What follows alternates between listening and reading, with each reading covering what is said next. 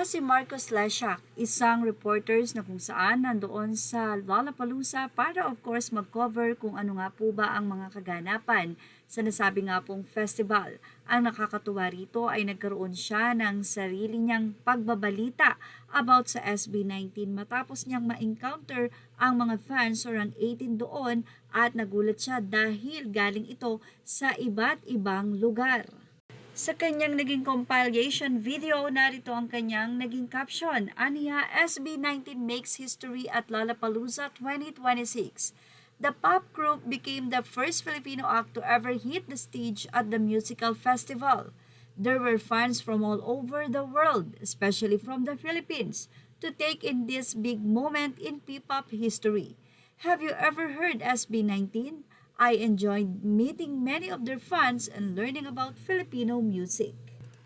Hindi lamang sa SB19 napahanga si Marcos, kundi pati na rin sa mga dedikasyon at pagiging passionate ng mga fans sa SB19 at ayon sa kanya, tinatawag silang 18.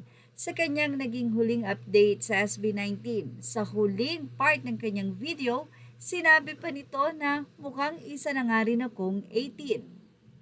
At dahil sa paghanga sa mga boys at sa fans ng SB19 ay gumawa nga ito ng solo update na compilation at inexplain niya kung paano magmahal ang mga Pilipino at paano sinuportahan ang nasabi nga pong grupo na pati nga po ang naganap na pagsuporta dito sa Pilipinas, ang watch party na naganap sa ang mang sulok ng bansa dito sa Pinas ay kanya nga pong isinama sa kanyang video update na mapapanood po mismo sa kanyang Facebook post.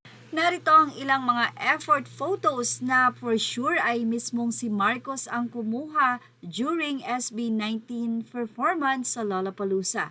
At ito po ay kanyang ibinahagi at pinost sa kanyang social media sa Facebook.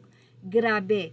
Effort kung effort talaga itong si Mr. Marcos na inamin na isa na nga din po daw siyang 18.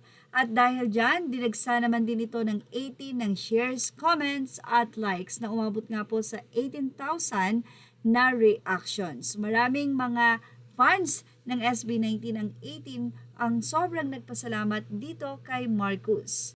At dahil dyan, baka pati si Marcos ay mapauwi ng Pilipinas para panuurin ang SB19 sa mismong bansa nito mag-perform.